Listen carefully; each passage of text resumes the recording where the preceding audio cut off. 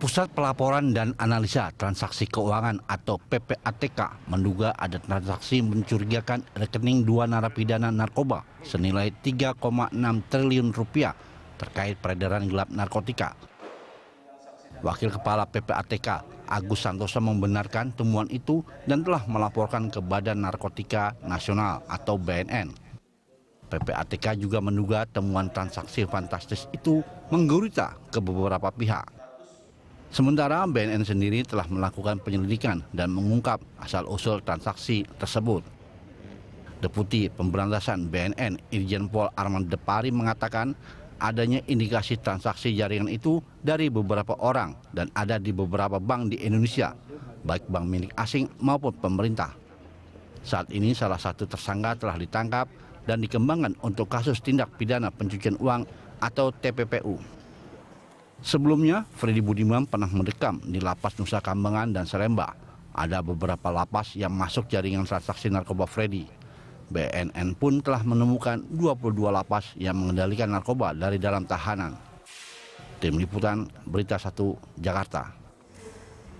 Pemirsa, siapa bos besar Freddy Budiman? Itulah tema dialog kita hari ini, dan untuk membahasnya telah hadir di studio Berita 1 Kepala Humas Badan Narkotika Nasional Bapak Slamet Pribadi. Selamat pagi Pak Slamet, terima kasih telah hadir bersama kami di studio 1. Baik, Pak Slamet, kita sepakat, apakah BNN juga sepakat bahwa Freddy Budiman ini bukan bandar yang kelasnya atas, tapi sebetulnya masih termasuk yang kelasnya bawah seperti itu? Freddy ini kelasnya tengah.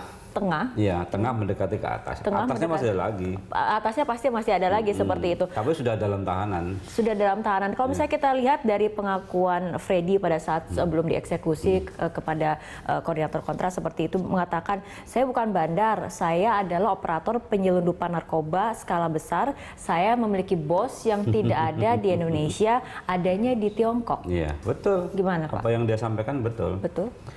Memang import ilegal dari Freddy ini, impornya legal ya, isinya yang ilegal. Itu ada penyandang dana di Indonesia, ada bos besarnya di Tiongkok. Begitu kita tangkap orang-orang yang melaksanakan import itu, ngeceklah Freddy. Kemudian ketemulah bosnya Freddy di Indonesia, namanya Akyong, ketangkep. Begitu kita sidik, kita informasikan ke China. Polisi China datang ke Indonesia, ke BNN. Dengan dasar pemeriksaan yang di sinilah ketahuan di sana udah ketangkep. Sudah, artinya semua di atasnya Freddy ini sudah diungkap semua seperti itu? Mulai dari bos besar yang ada di China, kemudian produsennya sudah di China, kemudian pos di Indonesianya udah ketangkap semua. Oke, kita berbicara di dalam negeri dulu, di Indonesia sendiri seperti itu. Ada Pak Slamet mengatakan ada penyandang dananya, tadi dikatakan ada Akyong. Apakah kemudian Akyong satu-satunya menjadi bos besar Freddy? Karena kita ketahui dari laporan PPATK ini ada transaksi mencurigakan dan diduga ini terlibat dalam peredaran narkotika sebesar 3,6 triliun rupiah. Sudah pernah kita rilis beberapa waktu yang lalu, bahkan Pak Budi Waseso beberapa kali menyampaikan hasil laporan dari PPATK, adanya dugaan indikasi transaksi mencurigakan sejumlah 3,6 T. Sekarang ini sedang dalam proses penyelidikan saat ini. Ini kan jumlahnya fantastis ya Pak, 3,6 triliun. Artinya tidak hanya melibatkan satu pihak saja, tapi juga tentunya ada pihak-pihak yang terlibat nih dalam transaksi mencurigakan sebesar 3,6 T ini. Apakah kemudian BNN sudah mengantongi nama-namanya kemudian yang terlibat? Iya, nama-nama orang sudah kita kantongi, sudah masuk dalam proses penyelidikan. Ada berapa Pak? Cuma kita belum berani menyebutkan, karena ini ada pengalaman beberapa waktu yang lalu ada sebuah media cetak buletin yang sempat menyebutkan inisial, kemudian ada fotonya. Gara-gara itu orangnya kabur sampai sekarang.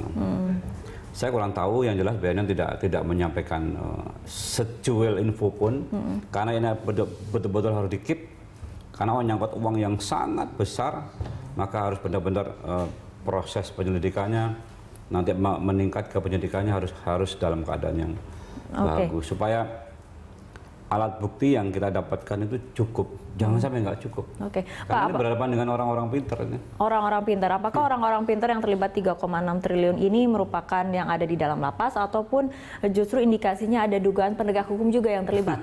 Seperti itu, Pak. Atau pejabat-pejabat lain? Bocoran aja, bocoran susah sekali saya mendapatkan bocoran. Karena kalau saya tahu pun mungkin saya juga sementara ini tidak akan menyampaikan, tapi kita sudah transparan bahwa memang benar-benar ada 3,6 triliun yang berhubungan dengan jaringan narkotika. Jaringan narkotika. Dan kemudian 3,6 triliun ini selain tadi dikatakan Akyong ada berada di atas Freddy Budiman atau sebagai bosnya, ini juga melibatkan bos-bos ataupun yang terlibat dalam jaringan Freddy Budiman juga? Belum bisa menyebutkan saya. Karena informasi yang saya dapat sangat minim dari penyidik. Tapi saya lihat memang, saya sempat ke komputer mereka, duduk itu mereka sedang jalan sekarang. Sedang jalan seperti itu. Kalau tidak salah di Indonesia sendiri ada 72 jaringan besar seperti itu yang bersaing di dalam negeri. Anda bisa kemudian menceritakan pemetaan 72 jaringan besar ini seperti apa nih Pak Slamet? Ya, 72 ini adalah pemetaan jaringan selama tahun 2015 dan mendekati 2016. Ini adalah hasil pemetaan jaringan dari Direktorat Intelijen dari BNN. Artinya begini, setiap kejadian kejahatan narkotika itu selalu ditrace, baik jaringan ke atas maupun jaringan ke bawahnya. Itu selalu.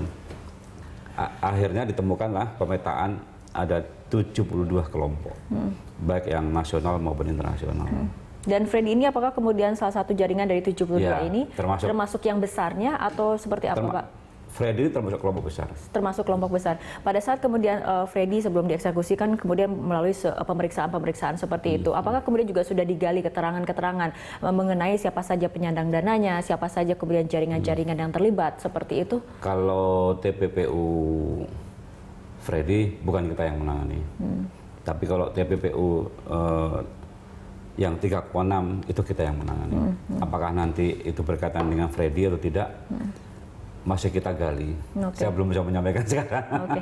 Pak, kembali ke yang 72 jaringan besar itu, apakah kemudian Bapak bisa menjelaskan juga kira-kira ada berapa kemudian tersangka utama yang saat ini sedang menjadi target kemudian akan diciduk ataupun diperiksa seperti itu? Ya, karena itu bagian dari pemetaan jaringan, mungkin juga belum bisa saya sampaikan.